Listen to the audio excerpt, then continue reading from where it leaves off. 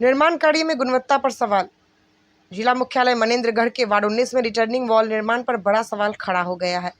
नदी किनारे 35 लाख रुपए की लागत से हो रहे इस निर्माण कार्य की गुणवत्ता को लेकर स्थानीय लोगों ने गंभीर आरोप लगाए हैं।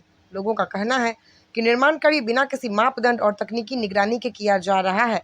न तो कोई इंजीनियर साइट पर मौजूद रहते हैं और न ही सामग्री की गुणवत्ता की जाँच हो रही है।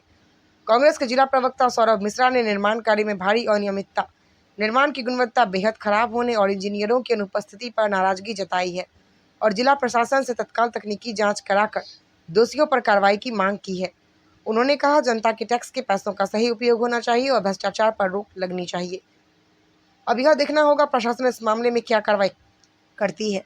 क्या जाँच होगी या मामला फाइलों में ही दफन हो जाएगा। लोगों की निगाहें प्रशासन की अगली कार्रवाई पर टिकी हैं।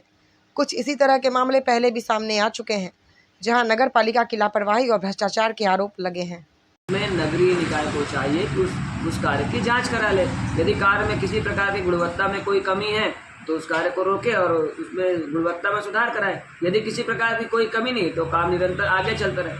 परंतु यदि सवाल उठने के बावजूद सत्ता में बैठे नगरीय निकाय के सत्ता में और प्रदेश की सत्ता में बैठे जनप्रतिनिधि इस ओर ध्यान नहीं देते हैं तो इसका मतलब यह माना जाएगा कि कहीं न कहीं काम की गुणवत्ता में निश्चित ही कोई न कोई कमी है और जनप्रतिनिधियों का उसमें संरक्षण है, वो इस भ्रष्टाचार में उनकी मौन सहमति है।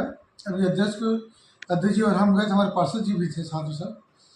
वहाँ जाकर देखे गुणवत्ताहीन कोई भी काम नहीं होना चाहिए। उन्हें ठेकेदार साफ शब्दों में बोल दिए हमारी परिषद में कोई भी गुणवत्ताहीन काम होगा और कोई शिकायत आएगा तो उसको तोड़ दिया जाएगा और उसे जांच का निर्देश दिए गए हैं।